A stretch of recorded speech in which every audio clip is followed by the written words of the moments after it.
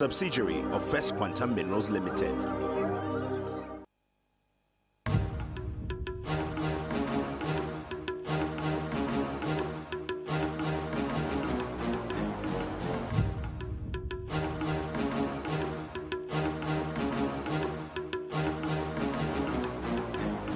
Recently, President Hakainde Hichilema declared a national disaster and emergency in response to the severe drought that the country is experiencing as a result of the combined El Nino weather phenomena and the climate change. Now, Zambia's energy and agricultural security have been significantly affected by the lack of rainfall. Days later, Zesco's managing director Victor Mapani announced that the company would commence an 8-hour daily load shedding effective Monday, March 11th, 2024. The decision follows a meticulous assessment of water levels in the Kafue and Zambezi basins. Speaking at a media briefing, Mr. Mapani explained that the implementation of load shedding had become imperative due to the dwindling water levels which directly affect power generation capacity. Last year, the MD equally assured the nation that there would be no power outages, citing measures undertaken by the utility such as the restoration and upgrade of various power generation stations across the country. My guest tonight is the man at the center of this power crisis and has the mammoth task of navigating the country out of it. We take a break.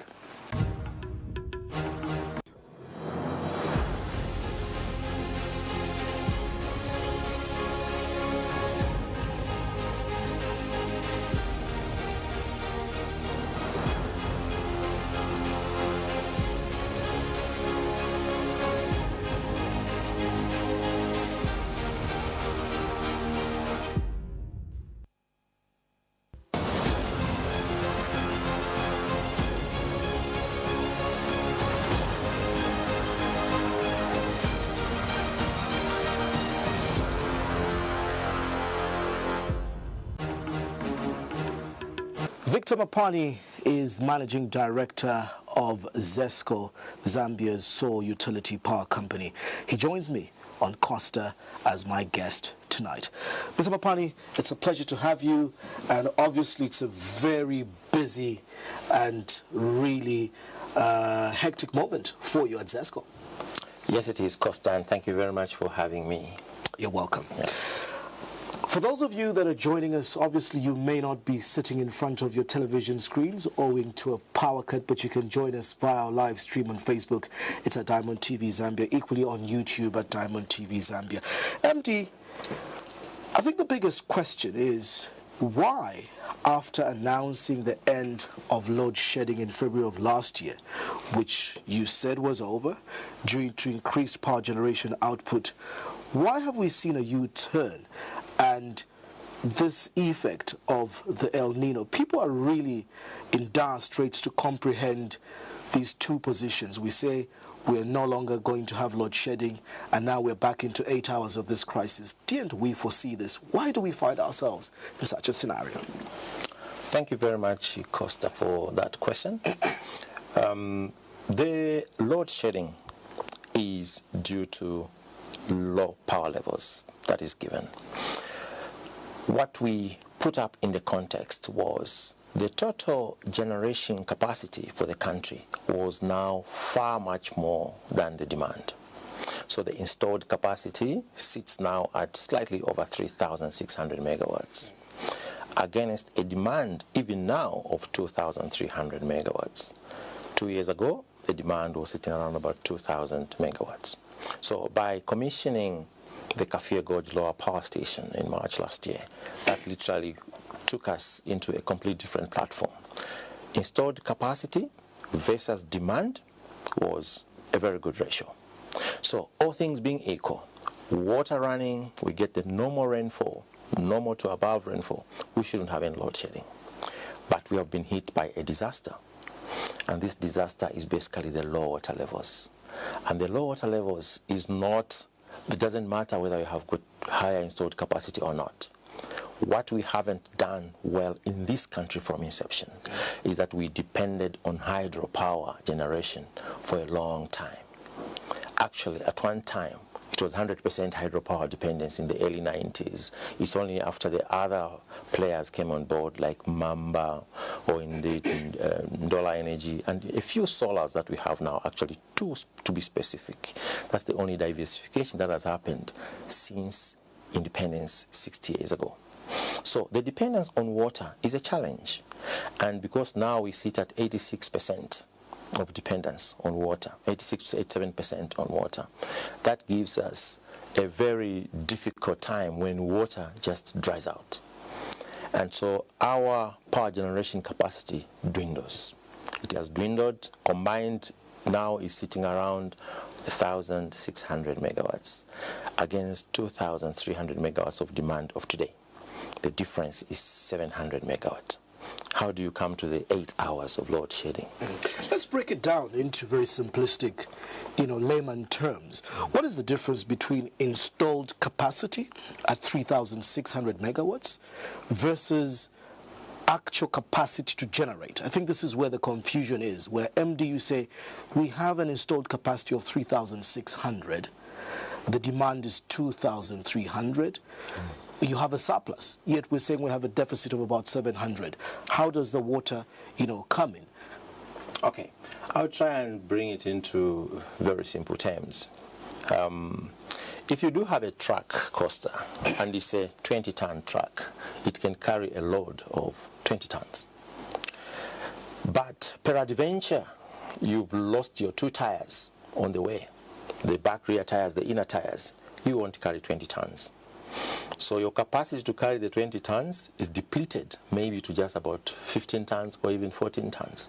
So what has happened? You have a disaster, you have 2 tires down, you can no longer carry 20 tons. You can only carry 13 tons. So in our case, so the installed capacity in your truck is 20 tons. But now your carrying capacity is only 13 tons. Why? Because you have a disaster, you have lost 2 tires. I think that's a very simplistic analog I can give. In our case, we have installed capacity. Power, we can generate up to 3,600 megawatts. We get all the water on the Kariba, just the normal rainfall that we normally have. And on the Kafue, we'll be able to generate also the total capacity. So it's a water problem. It is definitely a water problem. So the other narrative out there where people are crying for is we are made to believe yourselves as engineers and experts working in collaboration with Met and weather experts are able to foretell whether we'll have El Nino or droughts anticipated. The Zambia'S River Authority also does give these, forecasts. Many are failing to understand, could we not have foreseen this? Again, there are other, commentators who are not engineers out there who will say things like, it's as simple as just damming the water that is coming from these rivers, or we go and get water basins from, or bowsers and pour into the dam and we start, generating power. Is it that simple, Engineer Mapani? Well, from the layman's platform, it will look that simple. But let's start talk about what you initially indicate. Would we have not foreseen this? The answer is yes, we did foresee this. And remember, we run a yearly water season. Water catchment is just yearly. So once the water catchment has been done, up to about April, May, you know there's no more rain coming through. You know what the water flows are like throughout the year. You can immediately know that come next year, with this rate, at the end of the year, we'll only have so much water if we don't get any rains. So by as early as September into November, the Zambia'S River Authority will give us an alert. So look, from what we are getting from the water people, from the weather people, we are seeing that next year we might have El Nino. We can only allocate you tentatively so much water. And for this year specifically, tentatively was allocated 8 billion cubic meters. We protested and said, look, that's too little. And I said, look, that's what El Nino is telling us for 2023-24 water season, this rain season, you're only getting 8 billion. Remember, Costa, last year... And how much do we need on an annual basis to satisfy the 2,300 megawatt demand? I was coming to that. So in 2022 to 2023, we were allocated, Zesco was allocated 15 billion. our counterparts in Zimbabwe equally 15 billion. So total was 30 billion for the complex at Kariba. Now, for last year, we had a good time because we had a lot of water on the Kafue Basin. We actually ran the Kafue Gorge Lower, which is a cascaded power station, supposed to be running about 50% of whatever the upper station is running at. Last year, we were running full throttle 750 megawatts at Kafue Gorge Lower for over 5 months because we had a lot of water on the Kafue Basin. That saved us a lot. So even if we had a 15 billion allocation on the Kariba, we were able to run through the 2023 into 2024 year. So with that explanation, the other layman's argument is, if last year we were running at full throttle and we boasted of having so much water capacity, if we were to foretell that come 2024 we'll have the effects of El Nino, why didn't we store this water? Don't we have storage capacity? Costa, we do have storage capacity, but with limitations. Like on the Kafue Basin, we had a lot of water even after the dam. Remember, the Iteji Dam is actually the storage for Kafue Gorge, 110 kilometers away. The main storage reservoir is Iteji. It has a limit. Last year we had to spill. Now, do we have any more storage capacity at Iteji? Currently, no. What we are doing now as we talk to you, Costa, we are actually on a study to see how much more water we can store behind the Iteji Dam and even further up the stream, and even maybe after. That study is ongoing now. The idea is to optimize on the Kafue Basin. But coming back to the point, we had enough water last year. We spilled at Iteji because we couldn't hold it anymore. The floods, the plains were actually flooded, and we even had to bypass the upper station to ensure that the lower station utilizes that water as well. So last year we were very good on the Kafue, but this year is not so good. Going back further, 2021 into 2022, Costa, the water allocation was 20 billion. The maximum allocation we normally get if we are really at full capacity on the Kariba is 22 billion per country, which means 22.5, which means 45 billion in the lake. We've been slowly losing that. 2021 to 2022 was 20 billion. 2022 to 2023 was 15 billion. 2023 to 2024 is 8 billion. Why is that? It's just the El Nino effect. We've had low and low, and we saw it coming. And we even started indicating by November last year that we are going to have challenges in 2024. The waters are not enough. And so, unfortunately, this year, even the Kafue Basin has not done very well. So now we've had just to institute load shedding now to start early. Because the option you have, Costa, is why not start load shedding maybe just 2 hours initially and then increase it to 3 hours and increase to 4 hours. I'll give you an analog.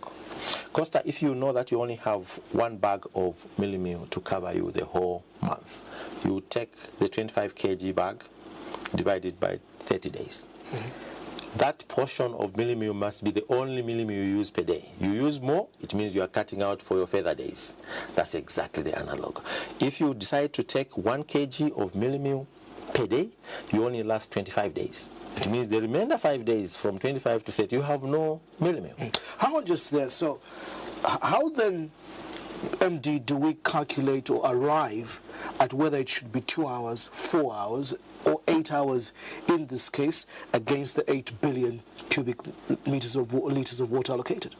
Okay, so what we have is we then look at the total demand for the country. In this case, we have 2,300. That's the number. And then we look at how much water generation in terms of energy. First, we calculate how much energy we have, then work backward to get the actual capacity. The average generation we can stand on with the 2 river basins, which are our main infeed into generation, is 1,600 megawatts against a demand of 2,300. The difference is 700. If you take 700 divided by the demand, you get it about 1/3. Now, 1/3 is the 1/3 of energy, 1/3 of power, 1/3 of the day. 1/3 of the day is 8 hours. So that's how you calculate it. And so if you work it out, then you are saying, look, we are going to only get 1/3 capacity, 2/3 capacity to use up. The other 1/3 we have to store, which is the load shedding. The same example I gave you on the millimil.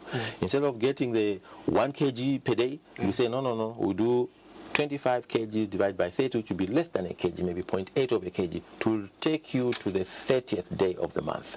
We are trying to get to the 31st of December 2024 with at least some energy on a daily basis. 8 hours straight of off, but 16 hours of production. Okay. That's what we have planned. So again, just on that, I've seen in the recent week there have been proposals or suggestions of yes, we agreed, let's do 8 hours, but let's split it into 4 hours. I think this happened before when we were being load shed for about 12 hours, would have 4 hours. Why is this not possible at the moment? Or are you considering such a we are definitely considering that. There are different demands, different parts of the industry, different parts of our customer requirements. For example, I'll give you just one example. An industry, for example, which produces plastic, like these water bottles, wouldn't like to have a shorter time of production. They want their crew to come in, say, at 8 hours and run maybe until about 21 hours and then go home. But if you cut them off after 4 hours, it means they have to send their people out, take them back.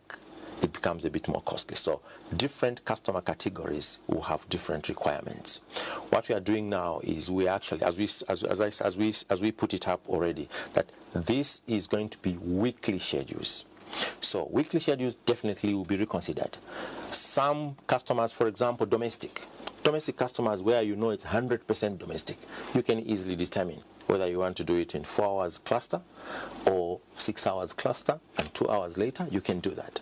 However, many times you cut it out into, for example, if you decide to say 8 hours, you break it down into 2 hours, 2 hours, 2 hours.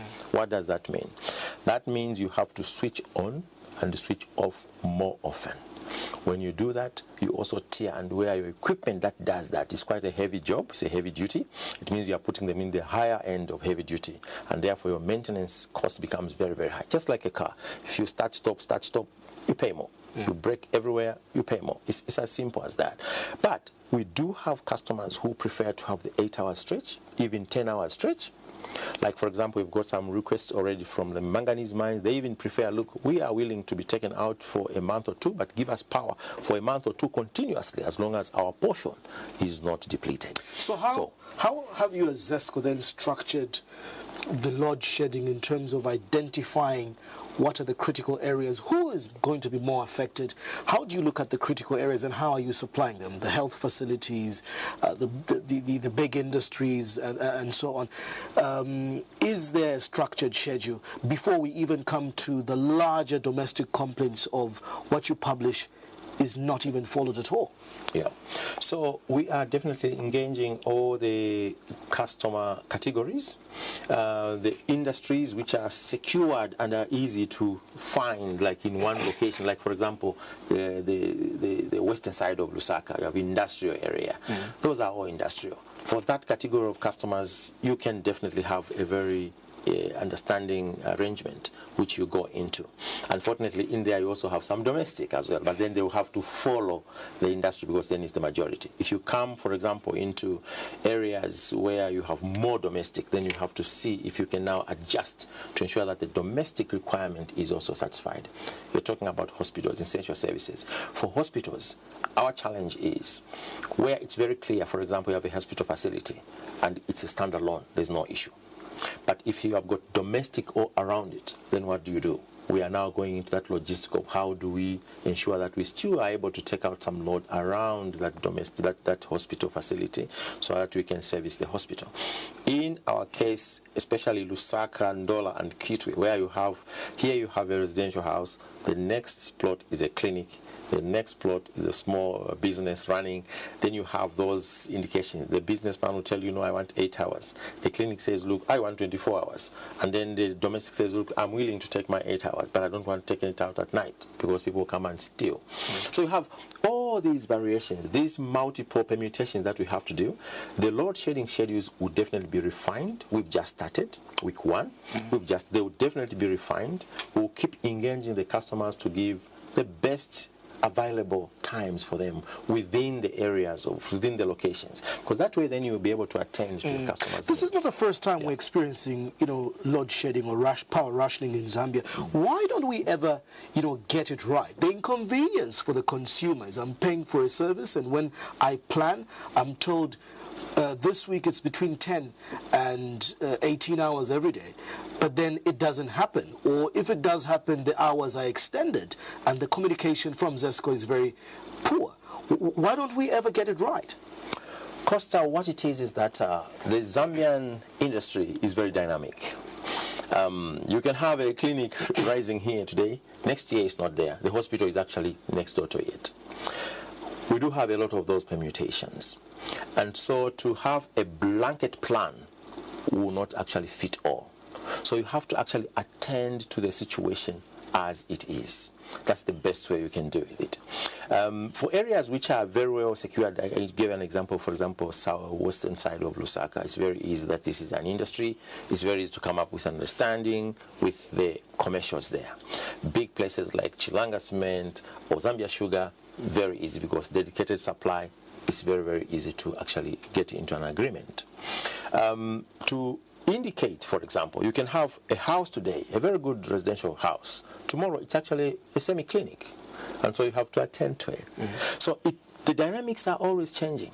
It's not always the same. If the dynamics are changing, MD, can you also clarify, and is it true that there is selective preference in who should be load-shedded, which areas should be load-shedded? Not even critical areas based on industry or them being health facilities.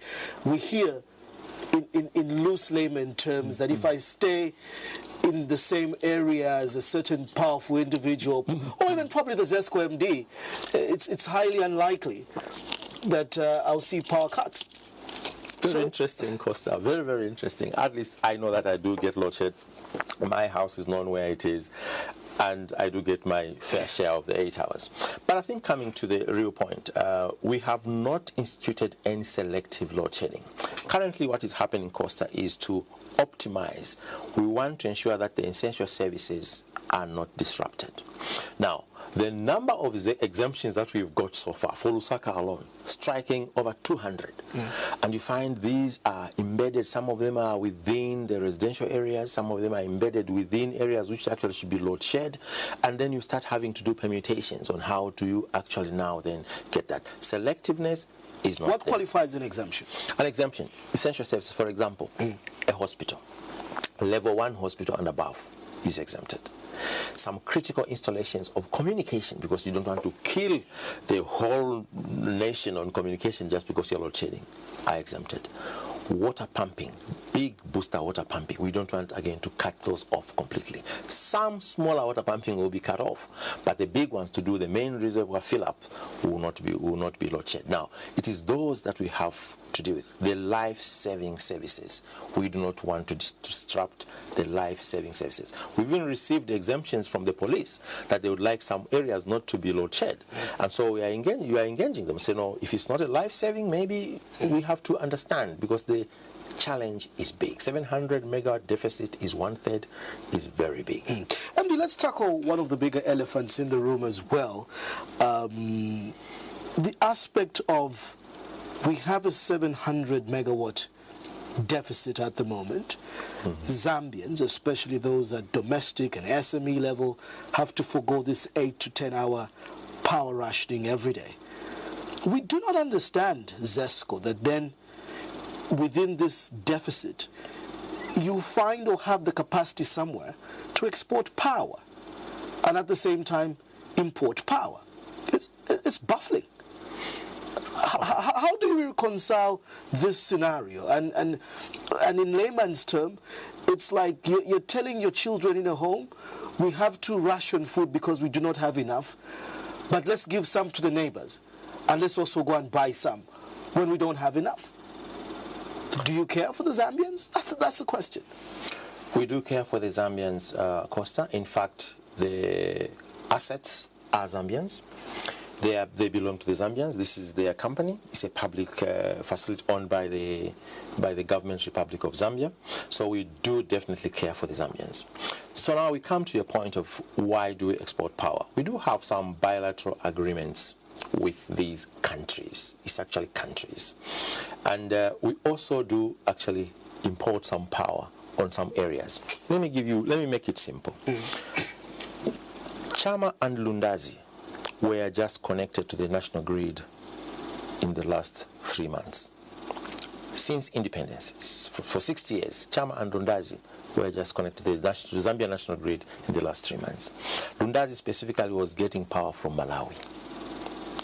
We were importing power from Malawi, cross-border supply. We do export cross-border supply of such also in Tanzania for towns which are closer to our grid and where our colleagues are far away. We were far away from Lundazi, so our colleagues in Malawi were giving us power. Even when they had the direst point of power shortage in Malawi, Lundazi would be the last part to be switched off. It's called lifeline power. So we do let go the lifeline power. What we have done, Costa, we have taken back, clawed back quite a lot of power, over 100 megawatts of power we have taken back from the exports to just leave lifeline power. Imagine that today we have a power outage which shuts down KCM, the mine will flood. People will die, Costa. There are mines in DRC, there are mines in Zimbabwe, there are mines in Namibia, there are mines in Botswana. We do have what we call lifeline support. And that lifeline support, we have to keep it. We have taken back quite a lot of power from Botswana, from Namibia, from the DRC. We have actually taken back quite a lot to satisfy the Zambia, despite How much of this lifeline power are we exporting, and how much have you taken back in this clawback? Okay, from 420 megawatts of normal export, we've taken out 100 megawatts. Almost a third. This equivalent ratio. We've taken out about 100 megawatts. That is taking back. We've taken that back. How much are we exporting? 430 minus 100, you're talking about 220. So then the layman would ask. 320. Sorry. So the layman would ask, out of 700 of a deficit, if that 320 was never exported, probably our load shedding would come down to 4 hours. So what is the nature of these power purchase agreements? Are they caveated in a way that we can never really get out of them amidst a deficit or a crisis like this one? We are now in a crisis, Costa. We have invoked the force majeure, and that's how we're able to get back most of this power back. And you indicate to me, if we got it back, let's say we get back everything back and closer. What are the implications? The implications are huge, Costa. As I indicated to you, people die, mines will flood. You know, there are things that you basically shut down their mines completely. But is that what we want to do? In our dire time, did we beg them not to switch off Lundazi? The answer is yes. Why? Because we don't want that to happen, Costa. And they will support us. In those agreements, it's not so much about preferring to export. It's so much about keeping the lifeline power flowing. That is the whole point. Others have put across a narrative in that this is not more about lifeline power and what you tell me in terms of people die and mines getting flooded. It's more about probably Zesco making a killing on profit, or really that power purchase agreements or export of power is a source of income or revenue for the country. Maybe let's break down Zesco's financial well-being and viability and how PPAs fall into how Zesco is run. Okay, so we've talked about the exports. Let's also talk about the mining within the country. Even from the mines, we are asking them to pull back some power. And the mines and the exports, of course, give us the biggest revenue, but even from the mines, we are pulling back power. The whole economy is being affected, Costa. It's not just the exports, the 27-26% of power exports. The remainder of 75% is used within the country, of which half of that goes to the mines. But even the mines, we are pulling back power.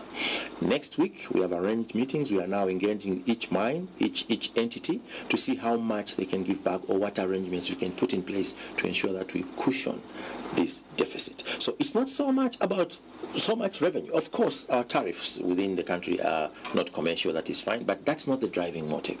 No. We do get a lot of support from the mines locally. We do get a lot of support from the exports financially to keep this Zesco to where it is. We actually subsidize almost all the costs locally by from the two entities, mining and the exports. The tariff, for example, Costa, I'll give you an example. Giving power to you will cost me maybe 11 kwacha. Okay, let's just give an example. But you only pay me 8 kwacha. Who pays the 3 kwacha? But you still want me to give you... Is Zesco subsidizing the domestic customer? Yes, we are. Yes, we are. Definitely, yes, we are subsidizing. Where do we get the subsidy? We get the subsidy from the mining and the export. So I give you an example. You cost me 11 kwacha to supply power, but you only pay me 8 kwacha. Who pays the 3 kwacha? That is where that is. So it is actually for the benefit of the local market, especially domestic, who we actually subsidize. We subsidize them quite substantially. And remember, we have entered into an agreement now with ERB that we are going to have a multi-year tariff structure, which actually graduates slowly into a commercial zone. That is a journey, 5 years, 6 years journey. We can't put it there to say, fine, stop paying the 8 kwacha now, start paying the 11 kwacha. No, it has to be a journey. Once we do that, even the exports, we don't need to worry about them, because if we don't do that now, what will happen is that this deficit we are creating on this gap between 11 kwacha and 8 kwacha, this is an example, by the way, this gap will grow. And when it grows, Zesco will further fail to even give you the barest minimum. Let's look at it this way, MD. In a 100% scenario of power generation, or in the power demand of 2,300, break it down for us in terms of how much percentage goes to the bigger mines, how much percentage goes for export, how much goes to domestic, consumption. That's one. Two, in terms of returns and the reflective cost, there are theories that the mines are actually paying lower than the domestic consumer. So let's break it down in terms of who the largest consumer is, how they are breaking it down, because we want to see how much is being exported and whether we could cushion it. Okay.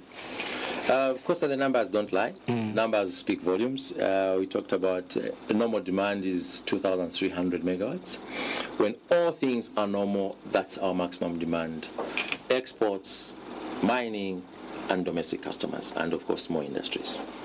So the exports 430 megawatts. What percentage is that to 2,300? Is a bare 18% or 19%. So we're exporting only 18%. 18% of the power. The 18% of the power, it will range sometimes because these are schedules. Sometimes you find that one country will say, fine, give me more for this period. So sometimes it will escalate. We run between 18% and 27%, depending on the schedules that you receive. So when all is well, this is not a problem. We can deliver that power from 18% export to 27% export, no load shedding, and we are okay. Within our installed capacity, all things being equal, that we can do. The mine takes about 700 to 800 megawatts of power locally. KCM alone takes over 210 when it's running fully. 210, so we secure that. 700 out of 23 gives you 30%. So 30% to 18 to 25% of exports gives you approximately 50%. The other 50% is local demand. Small industries, bigger industries, Zambia Sugar, Zambia Steel, all those sit within the 50%. Okay, so that's how the power is. Now, the 18% exports, or up to 25, 26% exports, give you close to 40% of your total revenue. Okay. That needs to be broken down. You're exporting about 25% of power. And gives you 40% of the revenue. Of return. Yes. And then you have the difference of 60%. Of that 60%, about 35% comes from the mining local. Then you have about 25 to 28% from the local. That's why we are saying the domestic is subsidized. It's heavily subsidized. And we are on a journey to close out this subsidy in a multi-year programmed, meticulous manner to get it to a correct level on a journey of 5 to 6 years. And we do hope that when that happens, then, Costa, there will be no issue, because then the domestic customers pay for themselves fully. And we are also in a process of ensuring that we open up power generation market, so that we get a lot of IPPs, including small mini generation plants. Now we are calling them mini generation plants up to 5,000 kilowatts or 5 megawatts. You at your farm, Costa, should be able to put up a plant 4 megawatts, 3 megawatts, and all we have is a connection agreement and understand how we transact on that, so that all the bureaucracies around this power generation is actually waved off. Let's talk the financial stability, the financial health of Zesco as a utility company. Historical concerns, either through stakeholders such as the World Bank, previous boards, the ERB itself, whether Zesco is, operating optimally. So much leakage in terms of a bloated workforce, incentives for board members, MDs such as yourselves, getting free power, huge, vehicles and all these incentives, yet the company is not running profitably. Where are we sitting in terms of Zesco's debt and financial position? Is Zesco running viably?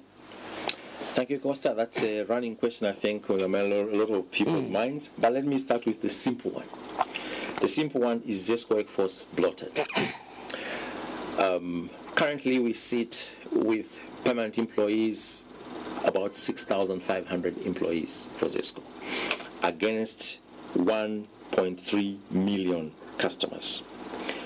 That ratio gives you, Costa, 200 customers to one employee. The ERB requirement is minimum 120 customers to one employee. We have passed that number. We are at 200. We're not doing badly on the ratio. In terms of how a utility should be matched, number of customers against employees. So that number is fair.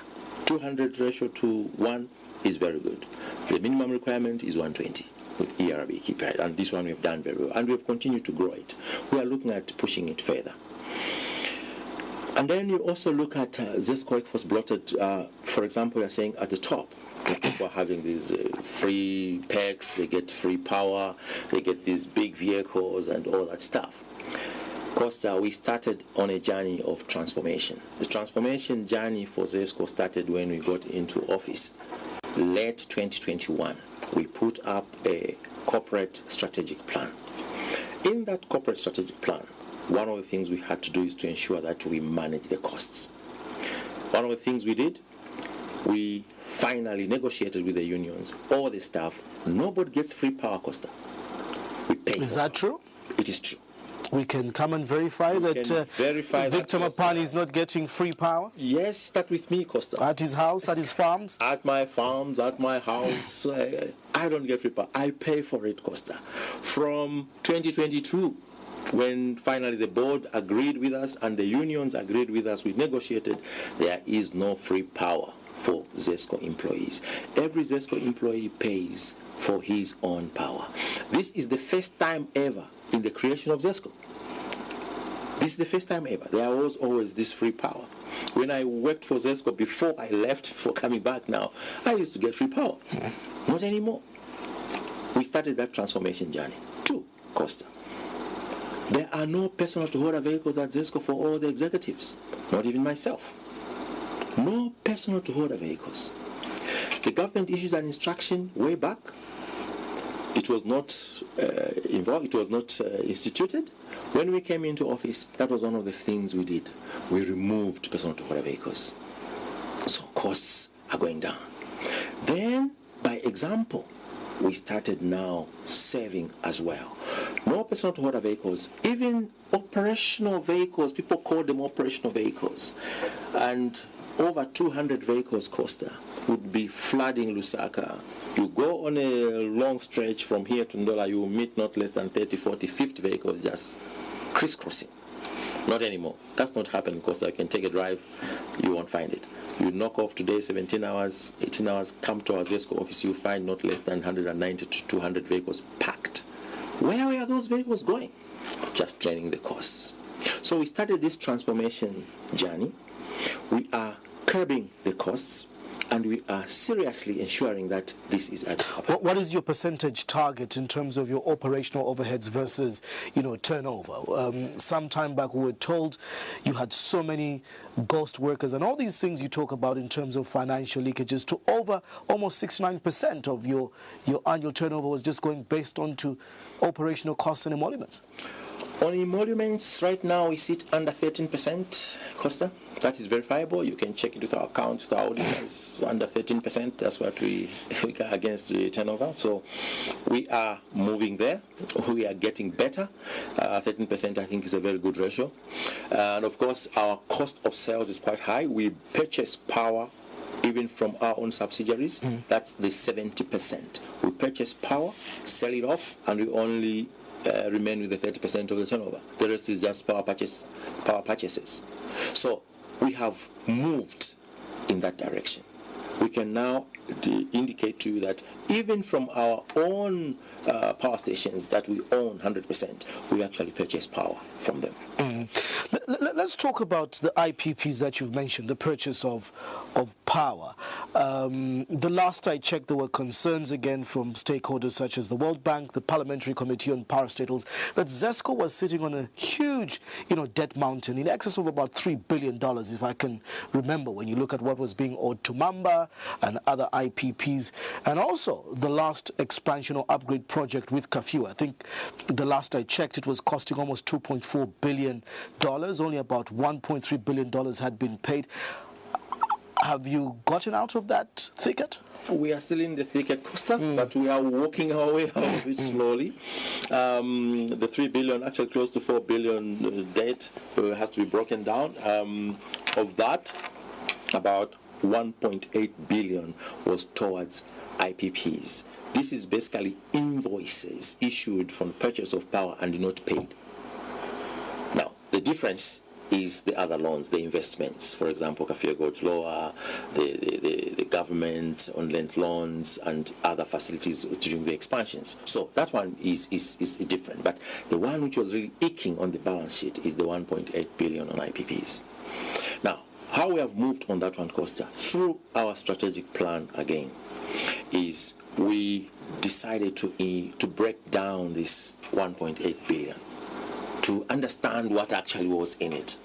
And we discovered, of course, Mamba was sitting around about 653 million, Iteji over 700 million, but we broke it down. So we went to each IPP and said, fine, Mamba, this is how much money we owe you. But let's look at basics. Why do we owe you so much money? Only to discover that we were purchasing power from Mamba at a higher tariff than we could sell it. So we are basically creating a debt from day one. Right? Buying at 11 cents per kilowatt and selling at 9? 13 cents, Costa. 13 cents for Mamba it was. Yes, it was 13 cents. And we are selling at average. That time we were averaging about 6. Why? So those before you, why were they do? I can't speak on their behalf. So I can only speak on my behalf. So we started negotiating on the tariffs. Negotiated the tariff with Mamba. Bring it down to 9. Then at 9, we could sell to the mines or indeed send it through to the exports. Because if we put on the Zambian people, we can't bridge the gap. So Mamba negotiated. There were penalties associated with these unpaid invoices. We negotiated those as well. For Mamba, finally, we shaved it down to 447 million when we signed off. We go into Iteji, also a huge debt sat there with Iteji. The tariff for Iteji was sitting averaging around 11 cents. We negotiated that tariff with Iteji Power Company, brought it down, Costa, to 5.33. We started 5.33, but for Iteji it was a different scheme. We went back to commission operation debt and said, look, so if it was at 11 from start, why was it at 11 in the first place? The real cost is 5.33. The model still works.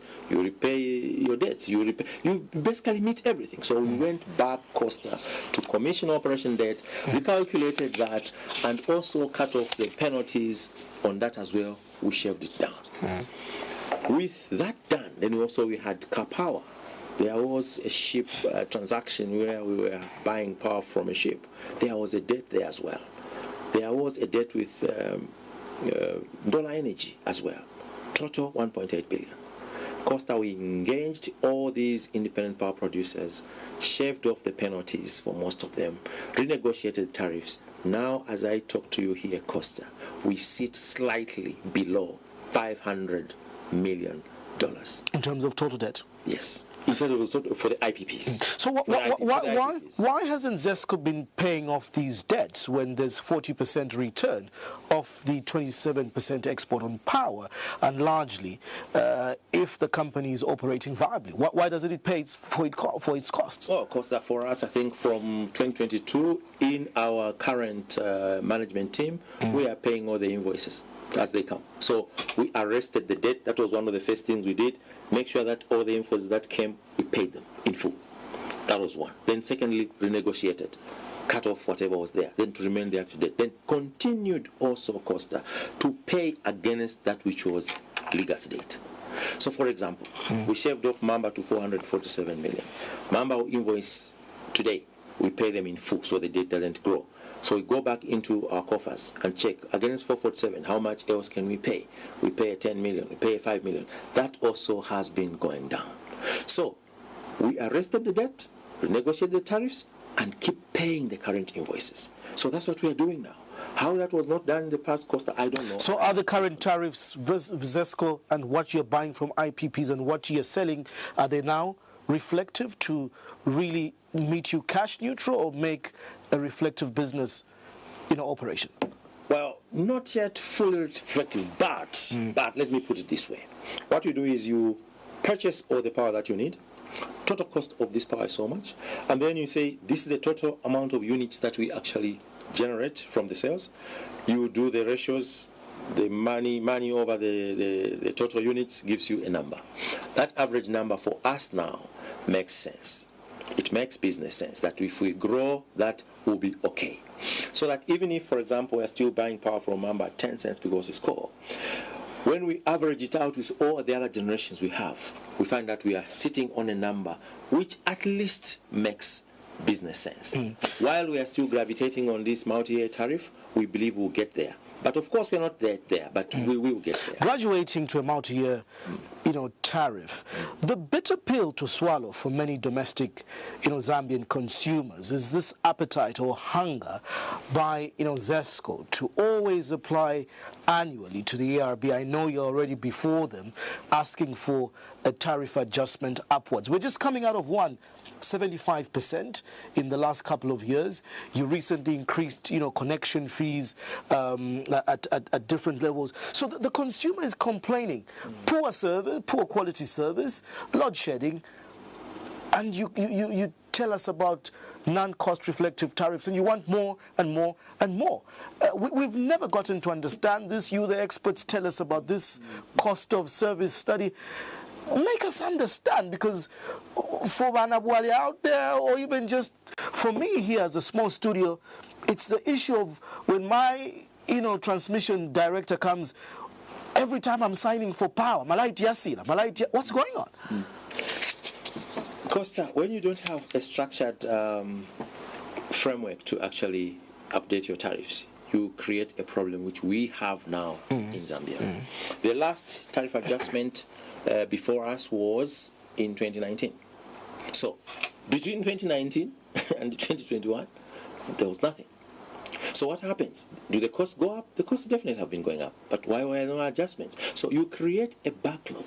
And so when you come to hit where now you can't take it anymore, the adjustment is higher. Because these numbers are not just by Zesco alone. The ERB, also the experts, go through and say, yes, indeed, this makes sense. It's not a Zesco business alone. This is a regulated number. And so with a multi-year tariff, you now have a framework through which you can have the gradual increases which are not so stinging. The same thing we are talking about load shedding. If we do not start load shedding now, we'll be stung more at the end. We start load shedding 16 hours. That's not desirable. We would rather do it now with what we have, the energy, we push it out. So exactly the same with the multi-year tariff. And once that is done, and by the way, ERB takes account of how Zesco is performing, and we only get a tariff adjustment depending on how we have performed in the year. Performance-based? Performance-based, yes. It's a performance-based tariff. So the consumer who receives poor service might be asking, how do you even manage to get these adjustments upwards if it's performance-based? Because at least Costa, you are on power right now. I think that one. You see, there are so many intricacies behind this. I mean, we have to grow this industry well. It doesn't matter. It doesn't have to be me, Mapani, who is MD for Zesco now. Another MD will come here and you look at it. Why is it that it has been difficult for any investor to come in Zambia and invest? It's because the tariff is not cost reflective. It's not a Zesco matter. This is to do with the actual costs of delivering a service. Let's break it down. What do we mean when we say not cost reflective? 60 years down the line, the experts do not know how much it costs to produce a single unit of power and how much we should be selling to and what the costs around it. We had to go and pay some UK-based firm £500,000, to come and tell us how much it takes for Zesco to produce a unit of... Costa, what is very interesting is that what came out of the cost of service study was a complete reverse of what we are doing now. What the cost of service study brought out, a commercial customer was going to be paying 5 times more than they are paying today. And the mines are going to pay 60% of what they are paying today. That's how the cost of service study was. That study is out there, and it was given to people to analyze. We can give you a copy, you can have a look, and you will be shocked.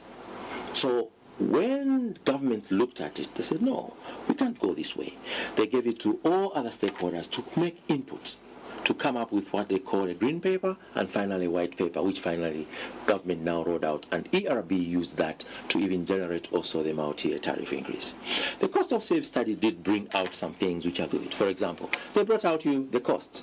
Of course, it's okay. If Zesco tells you the cost of producing a unit of power at Kafia Gorge is this, you won't believe me. But an independent person who's done it independently will be credible. And that was the cost of service study accurate? The cost was done accurately, but the spread of how that should be met by the customers was not well done. Zesco is obviously a public, institution, and so often with a lot of political interests and, political interference. MD, how would you assure, the Zambian people out there who are the majority shareholders in Zesco that as an engineer, as an expert with your board, you're able to operate autonomous and independently, making professional decisions away from political interference? What do I mean?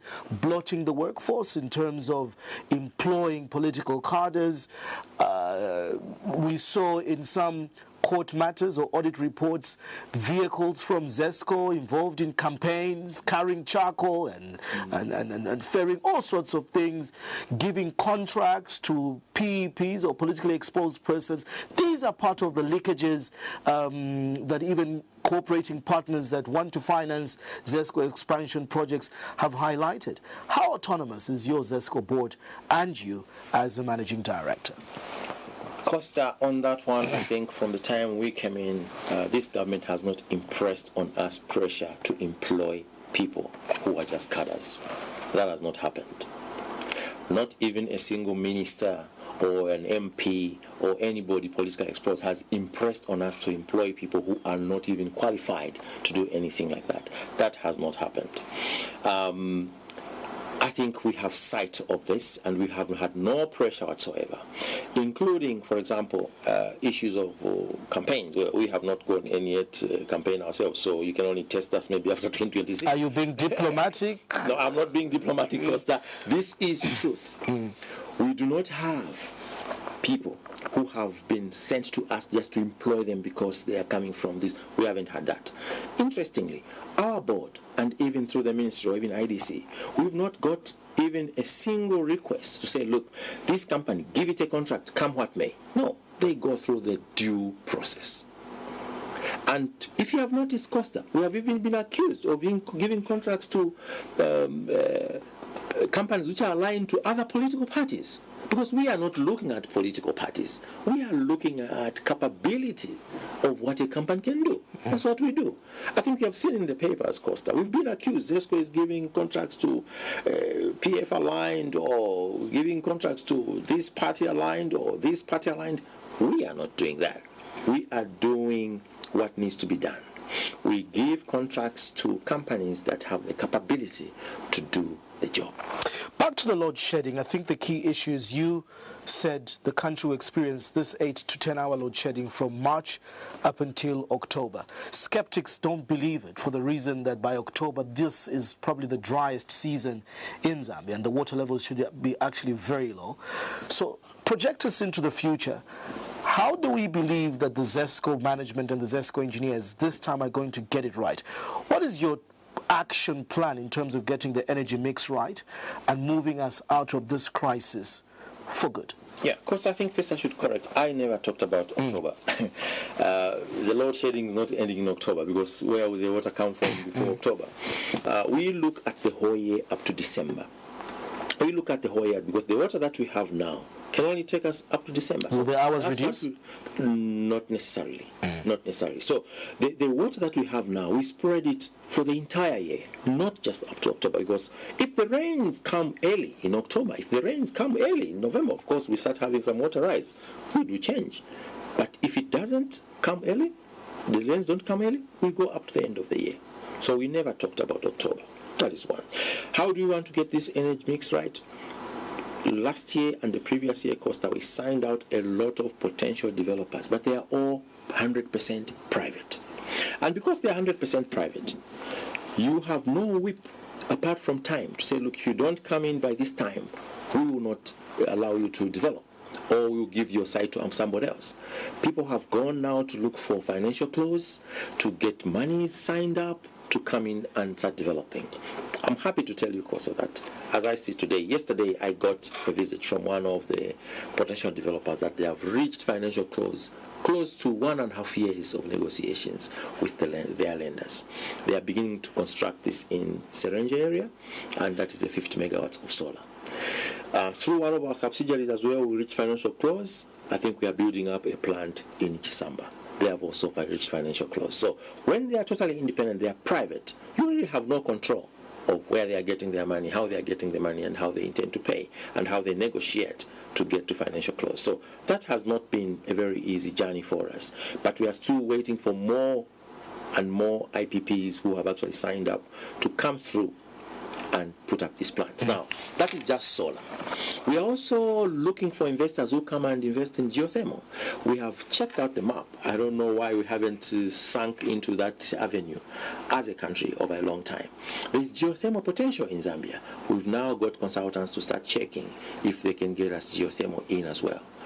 Wind sites have been already indicated. Of course, wind has its own complications, but people have signed PPAs for wind, and we are waiting for them to install those power stations, erect them, and start generating power. Experts tell us that climate change is here to stay, probably will maybe get worse. So, as the man at the helm of Zesco, how do you depict the future of Zesco in this context of climate change? And again, to the citizen out there, what are you saying? I think the only thing they want to hear from you is, when will load shedding come to an end? That's true, Costa. I think load shedding is one of the most painful things that you can experience. Energy mix, we are definitely driving that agenda, and we do believe that these plants that are being constructed now, within the next maximum 15 months, most of them will come on board. The pain will be reduced. We are hoping other players are also, we are in the background talking to other players who are also looking at other avenues of energy to actually putting in. So the energy mix, we want to shift it from 86%. If we can bring it down to 50% dependence on hydro, that would be much better. That would be a solution. What's the projection? 2 years? 1 year? 5 years? 1 year is too short, Costa. Power development, for example, Kafir Gorge power development started 2015, 2016, only ending 2021. It's 5 years. And then you're talking about, for solar, it's very short. It can range from 9 months to 1.5 years. So for solar, it will be quick. The impact for solar, we'll be able to see it, I think, once it starts coming in. For hydro, the ones that we've cited, we are looking about 3 to 4 years. In the northern part of the country, remember, almost all the power generations are in the south. The big power generations are in the southern part of the country where the drought is most experienced. We shift to the north, we hope there to be better. But we are not saying we will sit in hydro continually at higher levels. We want to reduce the dependence on hydro as much as we can. Should we then be saying to the Zambians that adapt and live with 8 to 10 hours of load shedding as a normal? Not really, Costa. I think we are encouraging also Zambians to start investing in power themselves. For example, for lighting, refrigeration, and entertainment, you can easily do that with a solar rooftop solution. And the recovery on that will be sitting in the range of maybe 8 to 9 years. You install it, it will sit with you. We are also encouraging Zambians who have the capacity to start getting interested in investing in power production, be it solar, be it hydro. We have actually opened up a window, Costa, of anybody who has the capacity to put in 100 kilowatt, which you can easily do at your farm, Costa, 100 kilowatt to 5,000 kilowatt, you can put it on your farm. We believe that is the way to go. Encourage people to stop using grid power to pump water, use solar water pumping. Encourage people to, if they can, stop using power grid to cook, use gas. That way we shall hive off. Zambia is the only country where 90% of the people use electricity to cook because it's very cheap, because it's subsidized. It's very, very cheap. It's subsidized. You can go around Zimbabwe, Botswana, Namibia. Nobody uses electricity for cooking. They use gas. So I don't want to say we have been spoiled, but I want to say that we need to change the way we do things. We can shift to gas cooking, water heating. Water heating should not be using, for bathing, for example, Costa, we should not be using grid power. You can use solar. The technology now is better. The ugly solar geyser that you see on people is ugly, by the way, but I think it's not a beautiful thing. But now, you can have just a simple panel which will be seamlessly sitting along with your roofing, and you use the same geyser. All you do is you change the element. Technology now is available. So you cannot even at this point assure the Zambians that even by, say, maybe June or July of 2026, we may see an end to load shedding. Even if it doesn't rain miraculously, these things happen, in Zambia. That maybe not ending 3-4 months before an election, it's Christmas all over again. Maybe not ending it, but definitely reducing it, because we are seeing some production, we are seeing some investors coming in to actually erect the plants. So we are good. We do know that there will be a change. We may not have it completely in our hands, but at least we know that there will be a reduction. MD, thank you so much for joining me on Costa this evening. Thank you very much, Costa, for having me, and I hope that these conversations will continue, because I think people do get a lot of misinformation. We do have a lot of energy experts who are not energy experts, and I think we do encourage people to get the correct information. Zesco offices are open, as you rightly said. You want to investigate to see if our data is really moved. We are open. We can give you information. We are a public utility. We have nothing to hide. Thank you very much, Costa. My guest this evening has been the Managing Director of Zambia's utility power company, Zesco, Mr. Victor Mapani. We've been discussing load shedding and the sore thumb that it is, the effect on the aspect of business disruptions and domestic household operations. Will load shedding come to an end? That is still the big question, and how Zesco plans into the future. Hope you got your answers from the man at the center of everything. Good night. Remember to catch the live stream on Facebook. It's at Diamond TV Zambia. Thank you.